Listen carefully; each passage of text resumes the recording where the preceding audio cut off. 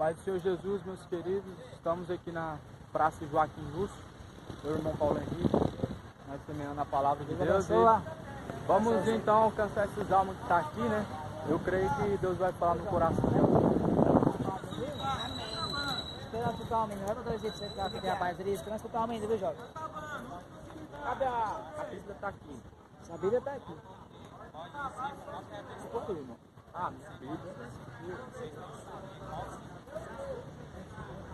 Ei, só glória a Deus, graças a Deus, meus amigos e amados irmãos, a cada um que estão aqui nesse lugar. Bom, eu quero dizer a vocês que aqui será ministrado a palavra de Deus, tá? Da maneira que Jesus deixou. Jesus falou: de graça recebestes, de graça foi dado. Então o evangelho, hoje em dia, tem sido semeado para poder alcançar dinheiro, ou seja, fizeram um comércio, mas terão que prestar conta com Deus os que fazem isso. Nós estamos aqui para alertar vocês, conforme diz as Escrituras. Jesus está voltando, muito em breve ele virá. Nós estamos vendo os sinais da palavra de Deus, nós estamos vendo o mundo indo de mal a pior, e a cada dia mais e mais e mais o coração do homem se endurecendo. Meu amigo, isso tudo não é normal. Isso tudo Jesus já tinha nos alertado que aconteceria nos últimos dias. Jesus já tinha dito no livro de Mateus, capítulo 24. Olha o que está escrito em Mateus 24. Eu prego bastante esta palavra, mas ela tem que ser anunciada. Mateus capítulo 24.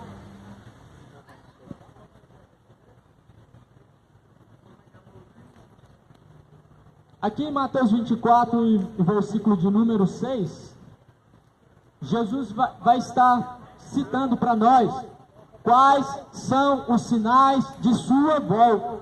Ou seja, Jesus falou que voltaria para buscar a tua igreja, aquele povo a qual ele deixou nessa terra. Então assim está escrito em Mateus capítulo 24, versículo 6. Ouvireis de guerra, rumores de guerras, olhai, não vos assusteis, porque é necessário que tudo isso aconteça, mas ainda não é o fim. Porquanto se levantará nação contra nação, reino contra reino, haverá fomes, pestes, terremotos em vários lugares. Mas todas essas coisas são princípio de dores. Jesus deixou bem claro para nosso conhecimento esses sinais que nós estamos vendo acontecer. Nós estamos vendo esses sinais diante de nossos olhos. O que significa isso, pregador? Significa que pouco tempo nos resta.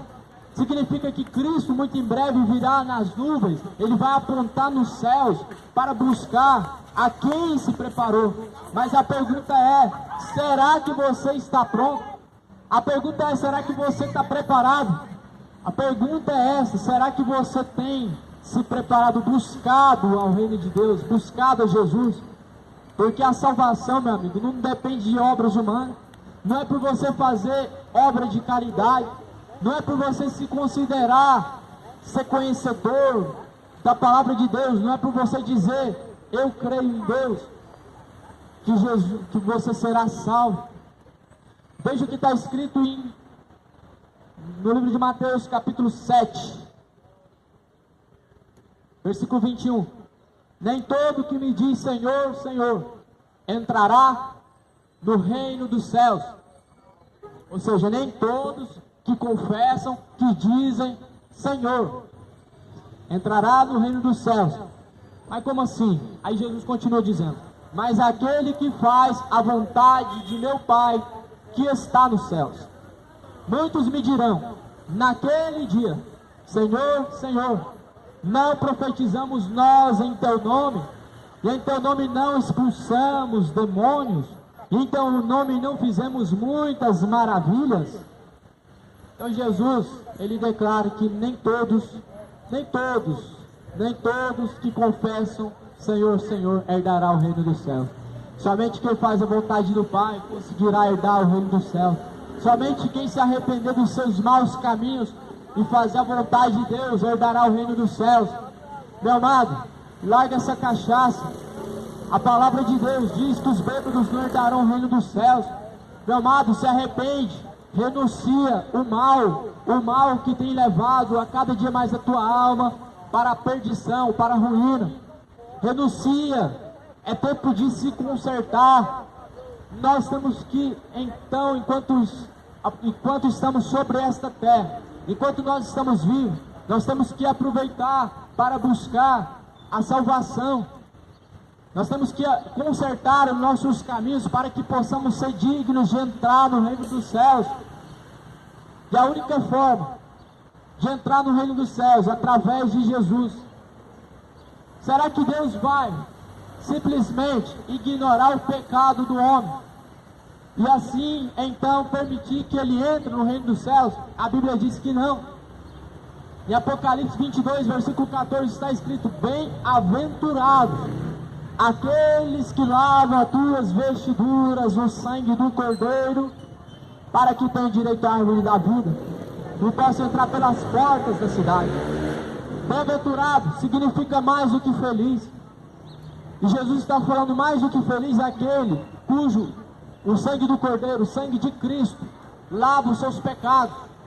E quem é lavado pelo sangue de Cristo, senão aqueles que se arrependeram dos seus pecados? Quem que alcança o perdão de Cristo, senão aquele que se arrependeu dos seus pecados? Pois é isso que Deus, Ele requer de você que me ouve agora, que você se arrependa, que você deixe os seus maus caminhos. Pois os nossos maus caminhos nos separam de Deus. Está escrito no livro de Lamentações, no livro da Velha Aliança, está escrito assim: pois as vossas iniquidades é o que faz separação entre vós e o vosso Deus. Iniquidade é pecado.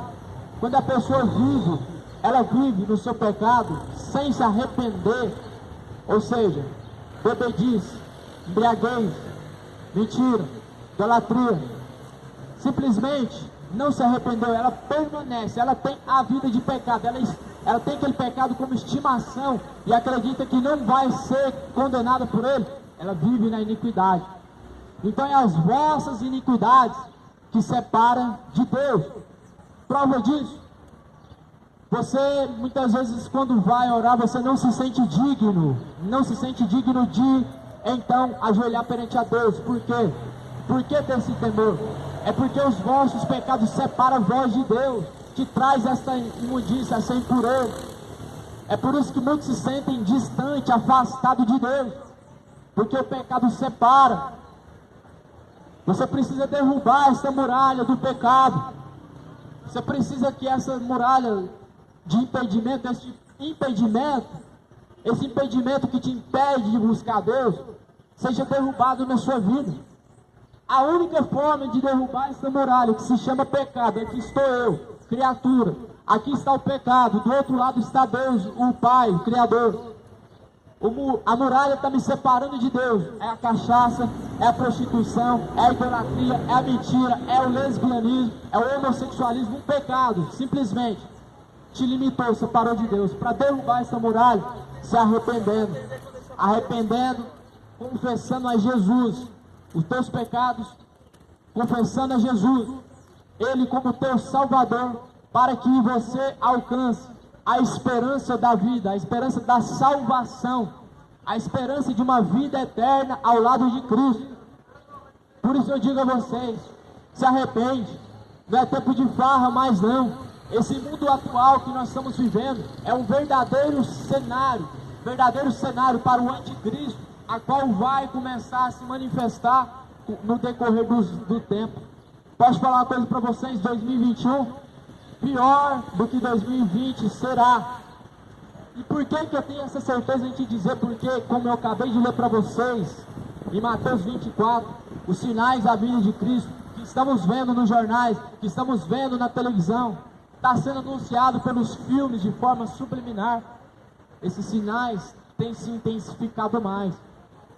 2021 será pior, porque nós estamos ouvindo falar rumores de guerra, e Jesus falou: ouvireis falar de rumores de guerra e virá guerra. E isso nós estamos vendo. E não é de hoje, mas com o passar do tempo essas coisas têm aumentado. E o que significa isso, pregador? Jesus falou isso, que isso aconteceria na tua volta, dias anteriores à volta de Cristo, para assim nós estarmos cientes que Ele virá muito em breve. E nós estamos vendo isso. A posição a se tomar nesses dias atuais, a minha posição, a tua posição, sempre deve ser buscar o Senhor em primeiro lugar, arrepender dos maus caminhos, entregar os teus caminhos por completo a Cristo, pois simplesmente nós lemos a palavra de Deus, nós orarmos, buscando então ter uma vida sincera com Deus, é o que nos leva a Deus. Religião não salva ninguém. Religião não é um sinal que te mostra se você está perto de Deus, se você conhece a Deus ou não. Religião se tornou comércio.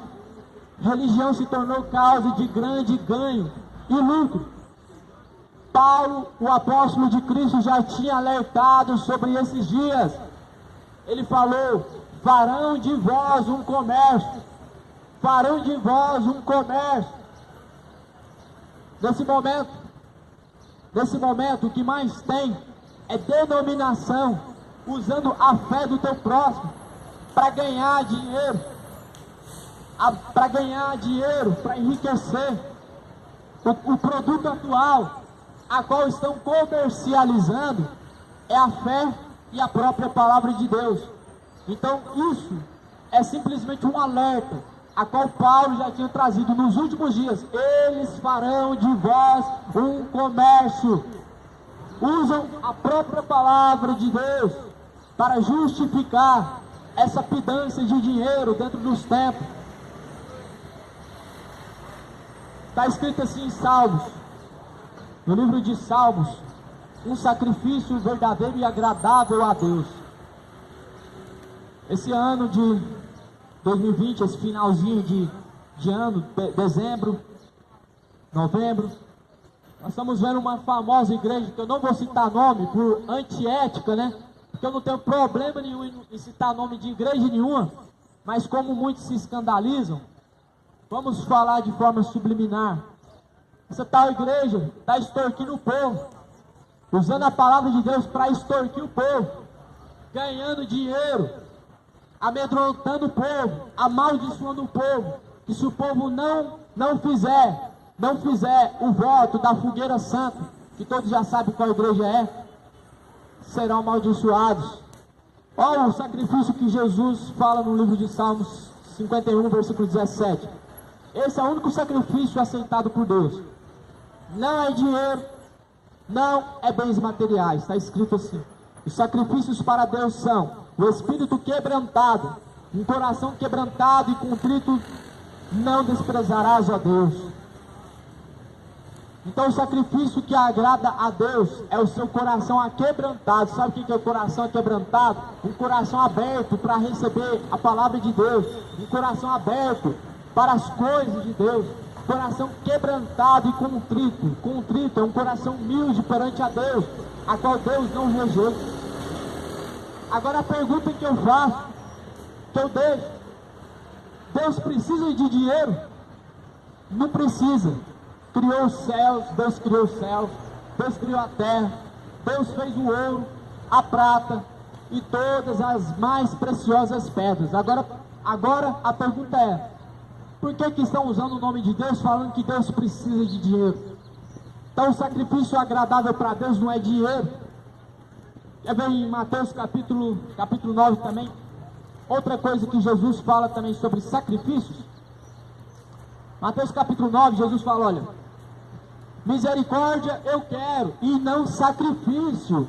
Sabe o que significa misericórdia? Se compadecer da situação do teu próximo. É o que não tem. É o que não tem mais no meio das religiões. Misericórdia. Eles sugam até o fim. Eles não sabem a necessidade dos fiéis, dos membros, Eles não procuram, não querem saber como eles estão. E quando eles apresentam seus problemas e falam, olha, eu estou passando dificuldades, sabe o que eles falam? Faz um voto. Pega o envelope, coloca dentro do envelope a sua oferta para Deus, e Deus vai fazer algo na sua vida. Ou seja, quando eles estão passando dificuldade, precisa que o tal pastor tira do bolso para ajudar esse pobre necessitado, eles fazem o contrário, eles vão lá e sugam mais um pouquinho. E é por isso que a fé nessa terra está se corrompendo. É por isso que o povo hoje anda tão incrédulo, não tem fé mais em Deus, porque essas seitas malignas, esses comércios, essas franquias religiosas, fez com que endurecesse o coração do povo. Ninguém mais acredita que exista uma igreja verdadeira na terra. Posso falar uma coisa para você? Nos dedos dessa mão aqui e dessa outra aqui, eu consigo contar quantas igrejas verdadeiras na face da terra existem. Sincera diante de Deus o Pai. Poucas, quase que nenhuma. Em Goiânia, pelo menos, eu não encontrei uma sequer que tenha sinceridade com Deus. Uma sequer. Se corromperam, fizeram da fé um comércio. E nós já tínhamos sido alertados, vão fazer de vós um comércio. Se você chegar dessa forma que você está, precisando ser ajudado, o que eles vão falar? Para nós se ajudar, você tem que colocar o envelope no altar do Senhor, uma oferta simbólica. Então a fé foi corrompida na terra, se tornou comércio, causa de grande ganho e lucro. 1 Samuel capítulo 15, versículo 22. Outro sacrifício que agrada a Deus. Sacrifício mais agradável a Deus do que esse não existe. 1 Samuel capítulo 15, versículo 22. Lembrando que a nossa guerra não é contra carne, nem sangue, não é contra homem, não é contra pastor, nem denominação. É contra os principados, as potestades.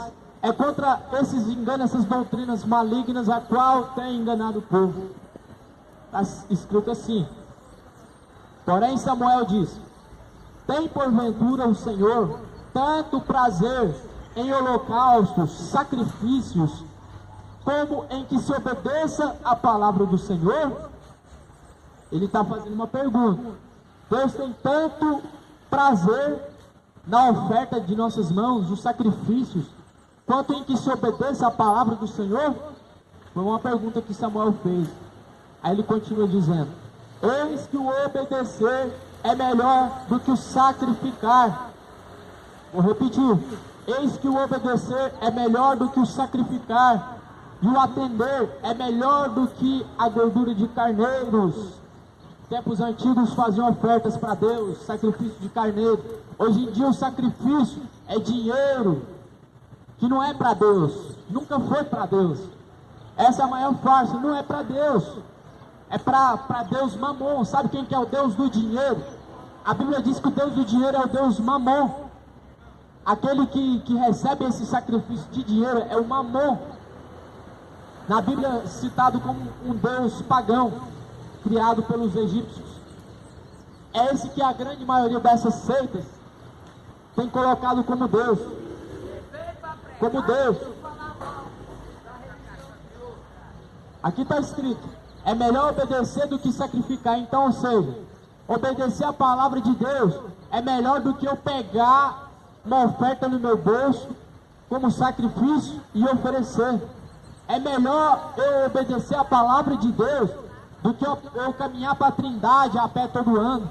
É melhor eu oferecer para Deus a minha obediência como algo agradável para Deus do que eu fazer jejuns prolongados, do que eu estar fazendo sacrifícios. Está escrito, 1 Samuel capítulo 15, versículo 22, é melhor obedecer do que sacrificar. Sacrifícios e mais sacrifícios, e nunca colocando a obediência e a submissão a Deus. Então, para que fique bem claro, que momento que eu julguei? Eu falei no começo, eu não vou falar nome para não ser antiético, para não escandalizar ninguém, para ninguém falar que é julgamento, porque o que eu estou fazendo é um trabalho de alerta. O meu povo perece por falta de conhecimento. Como o povo não tem interesse em ler a Bíblia, conhecer, assim, nós, os servos de Deus, temos a obrigação de levar esse conhecimento aonde não tem, de levar esse conhecimento adiante, à frente, para que o povo venha, assim por Deus, ter os seus olhos abertos e sejam guiados pelo poder, o poder do Espírito Santo de Deus. Então não é um julgamento, meus amados. Eu tenho amor pelas tuas almas. Se eu não amasse, eu simplesmente ignorava esses erros, esses enganos, essas mentiras que estão trazendo. Eu não ia dar moral, não. Eu seria mais um aproveitador se eu não tivesse amor por alma nenhuma. Eu seria mais um aproveitador. Eu também ia entrar nessa onda, mas não. Nós não podemos, então, ver o erro e nos calar. Está escrito em Efésios capítulo 5. Efésios capítulo 5, versículo 11. Vou ler aqui na Bíblia Sagrada, conforme está escrito. Efésios 5, está aqui, escrito da seguinte forma: e não comuniqueis com as obras infrutuosas das trevas, mas antes condenai-as. Condenai-as porque o que eles fazem em oculto, até dizendo é torpe, mas todas estas coisas se manifestam, sendo condenadas pela luz, porque a luz tudo manifesta. Lembrando que a luz é a palavra traz luz para os nossos caminhos. Está escrito isso: lâmpada para os nossos pés é a tua palavra. Então, até que essas obras sejam condenadas pela luz, pelo que diz: desperta tu que dormes, levanta-te dentre os mortos, e Cristo te esclarecerá. Cristo Jesus te esclarecerá. Ei, varão, dá para um amigo seu que está com fome. Dá para um amigo seu que está com fome. Bom? Então reparte, nós sabemos, graças a Deus, tá? Então assim está escrito: desperta tu que dormes, levanta-te dentre os mortos.